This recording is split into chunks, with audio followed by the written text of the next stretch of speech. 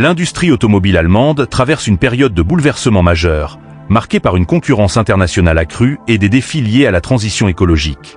Face à ces pressions, des géants comme Volkswagen envisagent une stratégie qui suscite un vif débat. Céder certaines de leurs usines emblématiques, notamment celles de Dresde et Osnabrück, à des investisseurs chinois. Cette décision, bien que stratégique, marque un tournant historique pour l'un des secteurs industriels les plus puissants d'Allemagne. Pourquoi les constructeurs chinois, tels que BYD ou Chery, s'intéressent-ils autant à ces sites allemands? Les raisons sont multiples, mais la plus évidente est l'opportunité de produire directement en Europe, évitant ainsi les droits de douane imposés sur les véhicules importés. Produire en Allemagne, c'est aussi bénéficier de l'étiquette prestigieuse « Made in Germany », un label synonyme de qualité et de fiabilité qui pourrait transformer la perception des véhicules chinois auprès des consommateurs européens. Cependant, cette perspective ne fait pas l'unanimité. En Allemagne, l'idée de vendre des usines à des entreprises étrangères, en particulier chinoises, alimente les inquiétudes. Certains y voient une perte de souveraineté industrielle et craignent que le pays ne cède une partie de son leadership technologique.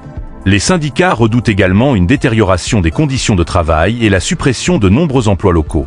Sur le plan géopolitique, la situation est encore plus tendue. Annalena Baerbock, ministre allemande des Affaires étrangères, a récemment qualifié la Chine de « rival systémique », soulignant que ces transactions pourraient avoir des répercussions importantes sur les relations entre l'Europe et la Chine. Pourtant, ces rachats pourraient aussi s'avérer être une opportunité gagnant-gagnant.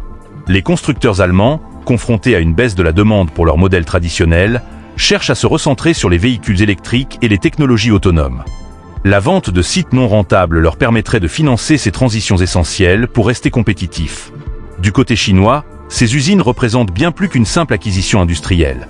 Elles offrent un accès direct à un marché stratégique, une main-d'œuvre hautement qualifiée et des infrastructures de pointe. Produire en Europe leur permettrait également de rassurer les consommateurs sur la qualité de leurs véhicules tout en élargissant leur part de marché. Pour les consommateurs européens, l'impact pourrait être significatif.